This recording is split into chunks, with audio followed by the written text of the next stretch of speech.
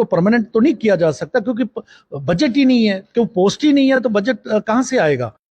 520 माना जिसमें मैंने कहा कि वन टाइम एक्सेप्शन, कि इनको एक ऑनरेबल कोई जो है उनको सेटलमेंट की जाए, इनको परमानेंट तो नहीं किया जा सकता क्योंकि बजट ही नहीं है, क्यों पोस्ट आए, इनको परमानेंट तो नहीं किया जा सकता क्योंकि बजट ही नहीं है, क्यों पोस्ट ही नहीं। श्राइन बोर्ड के अंतर्गत ये सारा मामला है, सरकार के मध्य उसके अंतर्गत नहीं आता। और भारतीय जनता पार्टी की अगर सरकार भी रही तो वो थोड़े समय के लिए रही है, तो हमने तब कोशिश की थी। लेकिन ये श्राइन बोर्ड है, यहाँ जो है बाकी जो बोर्ड है उसके सामने हम भी जिस प्रकार से आप बात रख रहे हैं हम भी बात रखते हैं। तो इसलिए जो है अल्टीमेटली जब कोई कंसेंसस होगा तभी चीज़ आगे बढ़ेगी, तो हम पूरा प्रयास में हैं कि इस पर कंसेंसस बने। नमस्कार, आप देख रहे हैं श्री माता वैष्णो देवी प्रेस क्लब कटरा का पेज। और बात करें तो आज कटरा में जो सम्मेलन हो रहा है भाजपा का, उसी के साथ बात करने के लिए हमारे साथ माननीय डॉक्टर निर्मल सिंह जी भी जुड़ चुके हैं। डॉक्टर साहब, पहली तो ये जो मंडल कार्यक्रम आज कटरा में हो रहा है, ये कितना ज्यादा महत्वपूर्ण भूमिका निभाता है भाजपा के लिए? देखिए, पहले तो ये जो कार्यक्रम है भारतीय जनता युवा मोर्चा का है, और भारतीय जनता मोर्चा के जितने भी मंडल प्रधान हैं पूरे जम्मू कश्मीर के, उनका सम्मेलन है। उसके ऊपर के अधिकारी यहाँ पर हैं, और इस सम्मेलन में खुशी की बात है कि 125 से 250 तक जो है कार्यकर्ता इसमें सम्मिलित हैं, और जितने लोगों को आना था उससे लगभग 90% लोग उनकी उपस्थिति है। और राष्ट्रीय अध्यक्ष युवा मोर्चा के तेजस्वी सूर्य जो एमपी हैं वो भी इसमें पूरा समय रहे हैं। ये कार्यक्रम जो महासंपर्क अभियान है उसके अंतर्गत जिस प्रकार से पार्टी और युवा मोर्चा लगा हुआ है, उसी के दौरान ये कार्यक्रम यहाँ पर कटरा श्री माता वैष्णो देवी रखा गया था। और हमारे जो मंडल प्रधान हैं, ऊपर के लोग हैं, अलग अलग सत्र जो हैं, यहाँ का इतिहास, यहाँ का विकास, यहाँ का वैचारिक है, संगठनात्मक जितने भी एस्पेक्ट हैं, जो अनुभवी लोग हैं, पार्टी के जो प्रमुख लोग हैं, उनके द्वारा उनको बताया जा रहा है, क्योंकि वो हमारा जो है भविष्य की जो भारतीय जनता की जो नेतृत्व है वो यहाँ पर उपस्थित है। तो इसलिए काफ़ी महत्वपूर्ण है। मोदी जी का जो भारत है, जो उनके जो है सपनों का भारत, जिसको हमने जो है सुना, उनको 27 तारीख को जिस प्रकार का विजन उन्होंने भारत के लिए दिया है, और भारत का जो रोल है पूरे भविष्य में, उसके लिए उनकी जो विजन है, और भारत में जहाँ भारतीय संस्कृति, इस सारे को कि हमारी जो अगली पीढ़ी है उस तक जाए, तो विभिन्न जो हमारे प्रमुख लोग हैं, जो नेतागण हैं, जो संगठन के लोग हैं, उन्होंने इन सभी लोगों को जो है अपने अनुभव और जो थ्योरेटिकल पार्ट है जो उनको बताया।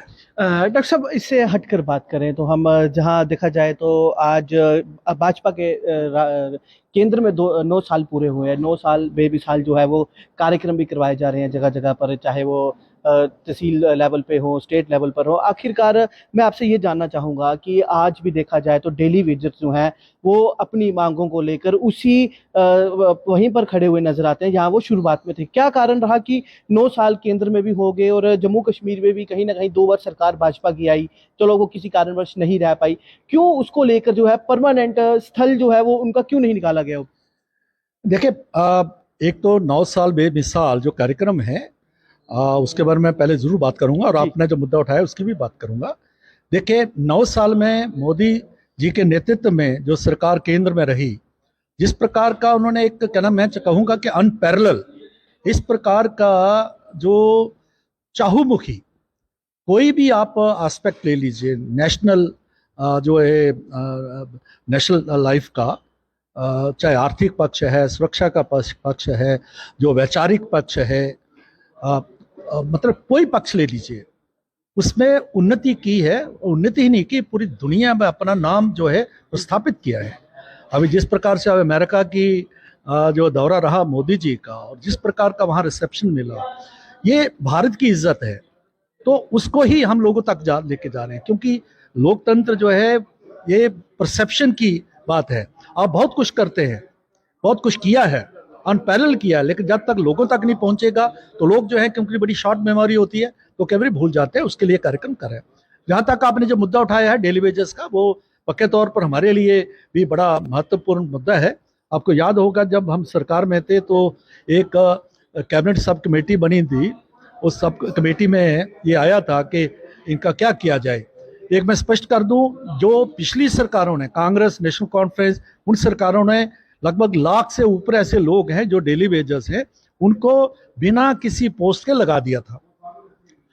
कोई जो पेपर के लिए, स्याही के लिए, द्वात के लिए जो पैसा था उसमें 200-400-500 रुपए दे देते थे, और कई ऐसे पेड़ थे कि अनपेड थे। तो उनका, लोगों का कसूर नहीं था, सरकारों का कसूर था कि बिना किसी क्लियर वैकेंसीज को लगा दिया। लेकिन ये भी सच्चाई है कि पिछले सालों में 2014 से पहले से लेकर आज तक जो डिपार्टमेंट चला रहे हैं यही लोग चला रहे हैं। अगर बिजली की सप्लाई मिल रही है, पानी की सप्लाई मिल रही है, या बाकी क्षेत्र में यही लोग हैं जो हैं। तो हमने ये इसका जो है एक संज्ञान लेते हुए एक सब कमेटी बनी, फिर एसआरओ 520 बना, 520 बना, जिसमें मैंने कहा कि वन टाइम एक्सेप्शन, कि इनको एक ऑनरेबल कोई जो है उनको सेटलमेंट की जाए। इनको परमानेंट तो नहीं किया जा सकता क्योंकि बजट ही नहीं है, क्यों पोस्ट ही नहीं है, तो बजट कहाँ से आएगा। तो इसलिए ये ओवर एंड अबव उनको लगाया गया था, तो किया 500। लेकिन अभी वो शायद जो सरकार ने उस पर नजरसानी की है। हाँ, इतनी बात ये तसल्ली की है कि जिनको 200-250 मिलता था आज 9,000-11,000 तक ले रहे हैं जो। लेकिन हमारा ये मानना है कि मिनिमम डेली जो वेजेस है उसको लागू किया जाए, और भारतीय जनता पार्टी का लगातार इसके ऊपर अपना हम लगे हुए हैं। जब भी हमें मौका मिलता है, चाहे हम एलजी साहब को मिलते हैं या अपने हमारे कोर ग्रुप के लोग, हम अमित भाई के पास भी गए थे, उसके बाद ये वेजेस उनकी बढ़ाई है। लेकिन हम कहते हैं अभी इससे हमारी तसल्ली नहीं है, और ये अच्छा किया जाए।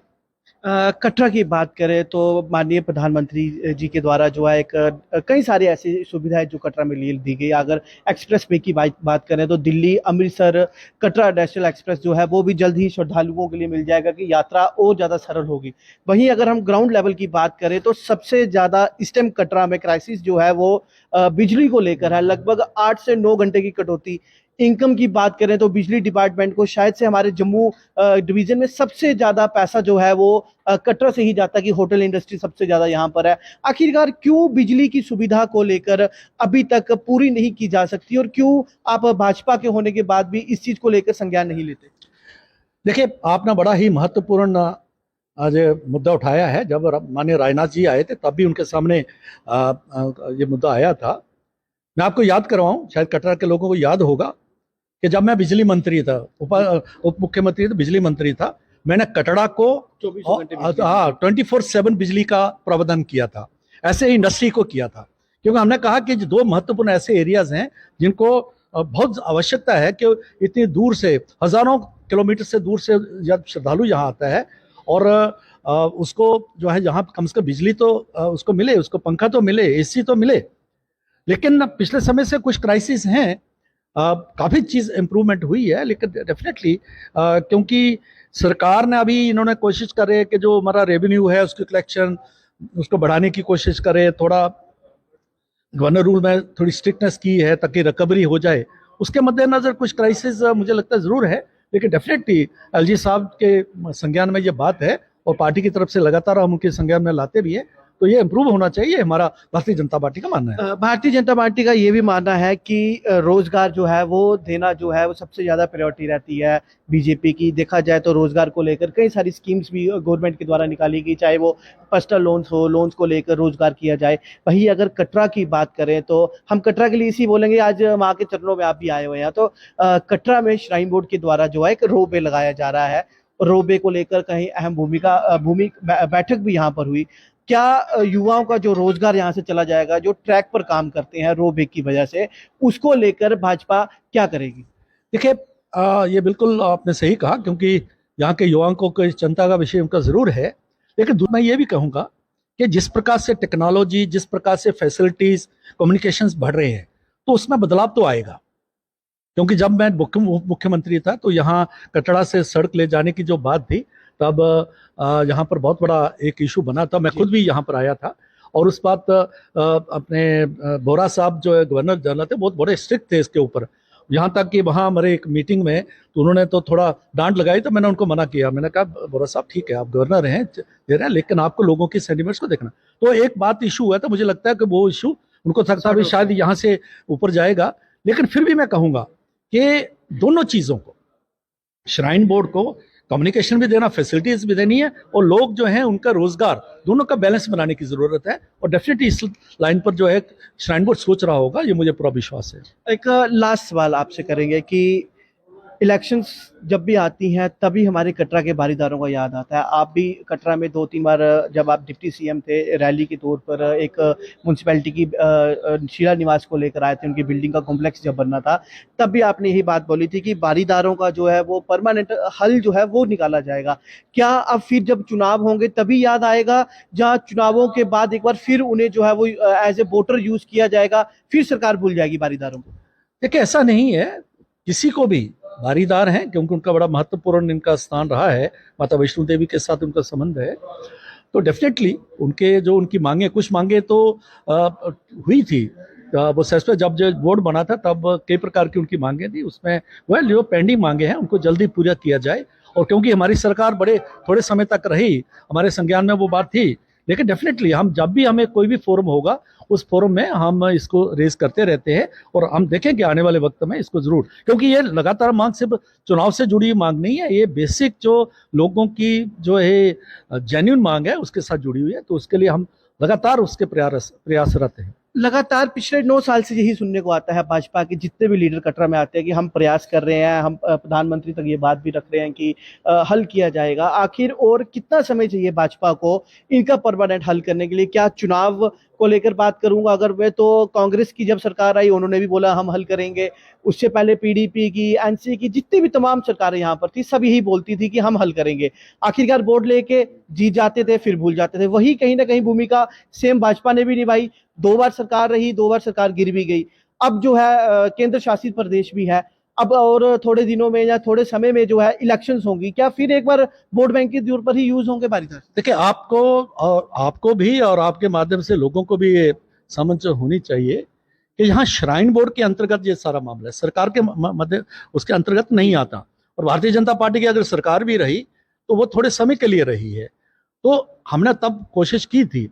लेकिन ये श्राइन बोर्ड है, यहाँ जो है बाकी जो बोर्ड है उसके सामने हम भी जिस प्रकार से आप बात रख रहे हैं हम भी बात रखते हैं। तो इसलिए जो है अल्टीमेटली जब कोई कंसेंसस होगा तभी चीज़ आगे बढ़ेगी। तो हम पूरा प्रयास में हैं कि इस पर कंसेंसस बने। बहुत बहुत धन्यवाद। तो मेरे साथ बात कर रहे थे पूर्व डिप्टी सीएम निर्मल सिंह भी, और इन्होंने भी यही बताया कि जो सरकार के द्वारा यहाँ पर जितनी भी उपलब्धियां करवाई जा रही है उसके बारे में अहम चर्चा यहाँ पर हुई, और साथ ही साथ बारीदारों के मुद्दे के ऊपर भी यहाँ पर बात की। तो इन्होंने भी यही कहा कि बारीदारों का मुद्दा जो है वो एक श्राइन बोर्ड वर्सेस बारीदार है, और उसको लेकर जितने भी प्रयास जो है वो भाजपा के द्वारा भी किए जाएंगे। हालांकि भाजपा की सरकार जो है वो कम समय के लिए यहाँ पर रही थी, पर उसके बावजूद आज तक जो है बारीदार अपने हक की लड़ाई जो है वैसी ही लड़ रहे हैं जैसी वो शुरू